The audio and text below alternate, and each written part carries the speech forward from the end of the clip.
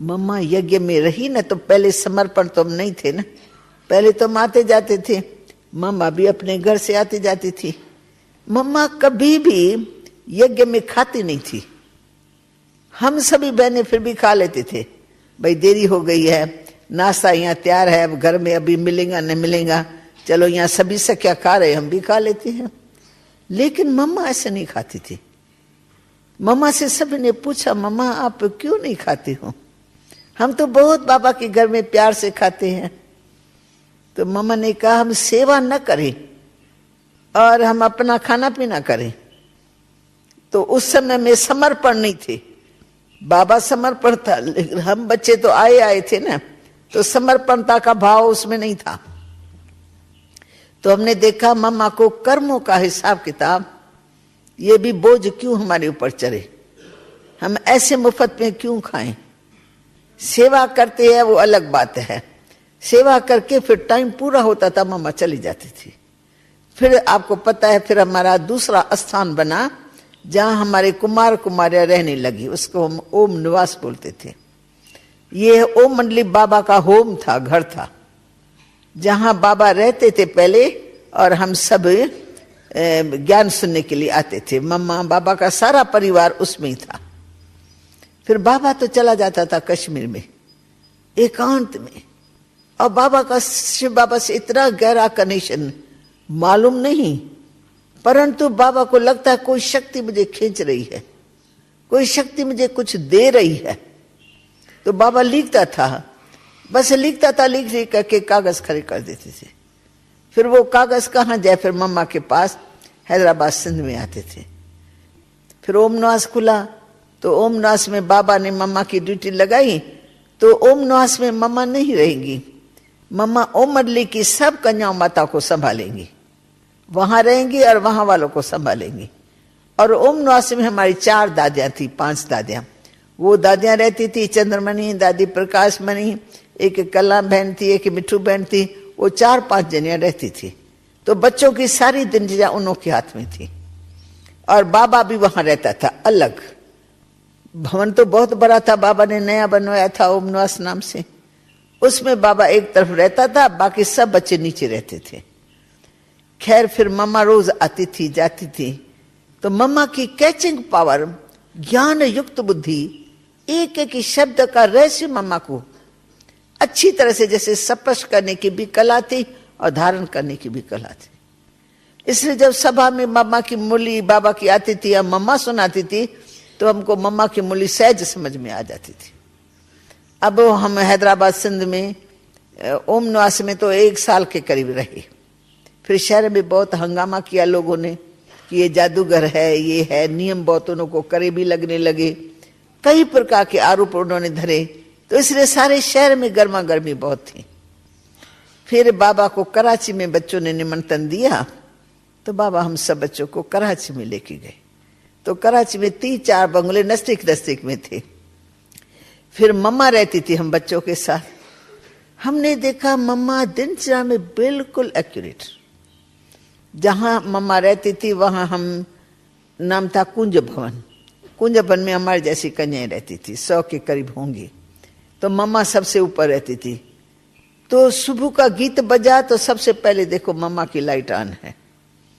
फिर मम्मा तैयार होकर के योग कराती थी। फिर तैयार होकर के मुरली सुनाने के लिए मम्मा का रोज समझो नित्य नेम से मम्मा क्लास में आकर के बाबा के महावाक्य सुनाती थी, जो बाबा की लिखत आती थी वो। फिर दिनचर्या में सब जो काम हमारा है ना, हर कार्य में मम्मा पहले आगे है।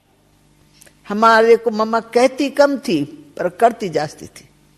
सबसे पहले देखो मम्मा बैठी है, भोजन खाने का टाइम होगा, बेल बजेगा, हमारे जैसे बच्चे अलग बेले अच्छा पीछे खाती है। अभी 12:30 बजे ना, चलो 1 बजे खाएंगे, चलो 2 बजे खाएंगे। तो हम लोग आलस सुस्ते में कभी देरी से खाते, कभी जल्दी। मम्मा 12:30 बजे बेल बजा और सबसे पहले लाइन में बैठ जाए अकेली।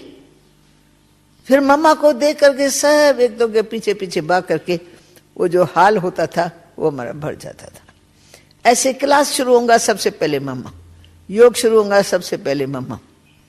हर दिनचर्या में मम्मा एक्यूरेट थी और हर कार्य में अपना हाथ डालती थी। सिलाई करना है तो भी मम्मा आएंगी, देखेंगी सब सिलाई करने बैठी हैं, नहीं तो मम्मा भी बैठ करके हमको उनका बैठना ही हमको सिखलाना है। तो हम मम्मा को उठा लेते, मम्मा ये तो हमारा काम है, ये आपका काम नहीं है, बस हम आ गए मम्मा, हमारे को थोड़ी देरी हो गई, हम पहुंच गए, अभी आप तो अपनी सेवाओं में बिजी रहते ही है, आपके लिए ये सेवा नहीं है। तो मतलब यज्ञ के हर सेवा में सब्जी काटना तो पहले मम्मा, हर हफ्ते भोजन बनता था तो हमारा टर्न बना हुआ था, 7 दिन में ये बहनें ये ग्रुप करेंगे, एक दिन दूसरा दिन तीसरा, सबका टर्न था, पर हर टर्न में मम्मा हाजिर रहेंगी। माना इस सबको संदेश मिल गया कि हम लेट हो जाएंगे क्योंकि मम्मा अभी पहुंच गई होंगी भंडारे में। तो दिनचर्या को चलाने में प्रैक्टिकल मम्मा का वो था, सहयोग था, कहती नहीं थी पर ऐसा एक्यूरेट चलती थी जो मम्मा के पीछे पीछे चल पड़ते थे। एक तो ये मम्मा की विशेषता। दूसरा, मम्मी के गुण ऐसे थे कि हमारी पालना ऐसे की जैसे माँ बच्चों की पालना करे, क्योंकि हम भी छोटे छोटे थे और इतना बड़े संगठन में पहले तो रहे ही नहीं थे, अभी कराची में आके रहने लगे तो रहते रहते रहते कोई ना कोई बात की कमी पेशी नजर आ जाती थी।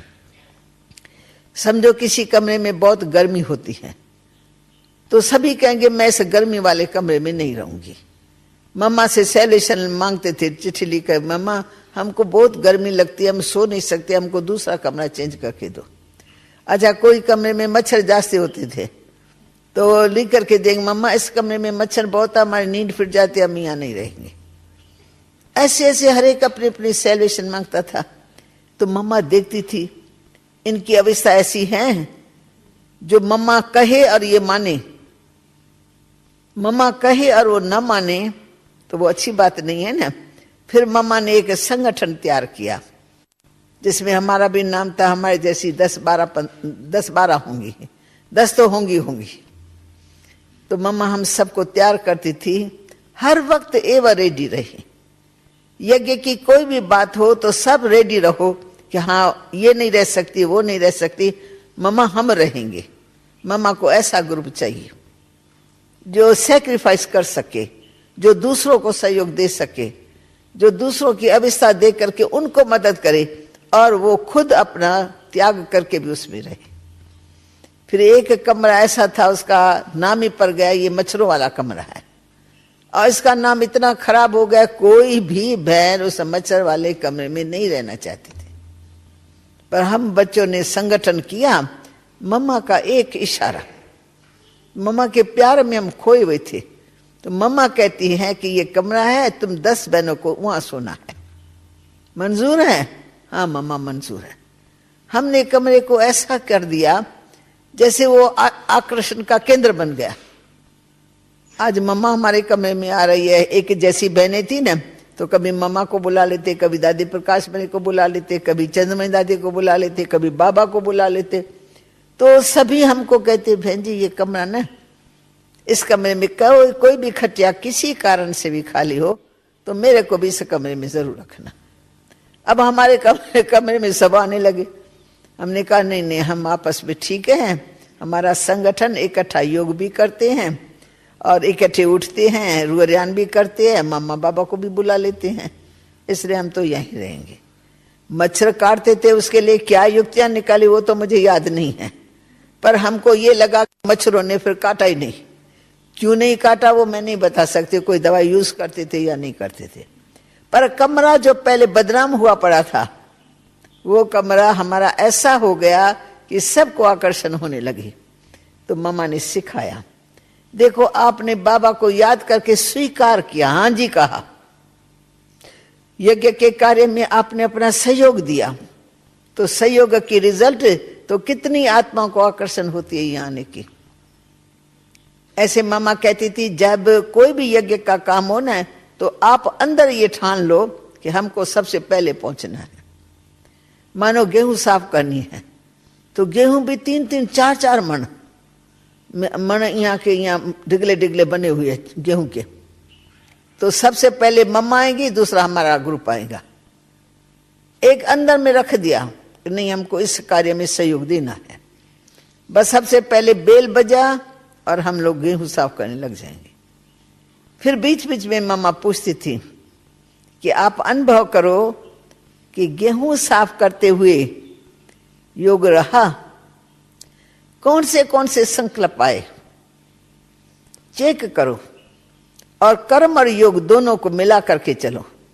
तो मम्मा गंभीरता से अपना काम करती रहती थी।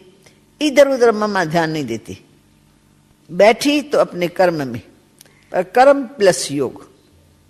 तो मम्मा के वाइब्रेशन से हम भी ऐसे करने लगे, हमको देखकर दूसरे करने लगे, तो हमारा संगठन बढ़ता गया। हम आधे से अंत तक काम पूरा करके उठते थे, क्योंकि ये विशेषता मम्मा में देखी। मम्मा कभी भी कार्य के बीच से आधा में छोड़ करके नहीं जाएंगे, अंत तक काम पूरा करेंगी। यज्ञ का काम है, शिव बाबा के यज्ञ रचा हुआ है, और मैं जो कर्म करूंगी मुझे देखा और करेंगे। तो इसलिए मम्मा एक्यूरेट बैठती थी और एक्यूरेट पूरा करके फिर उठ जाती थी।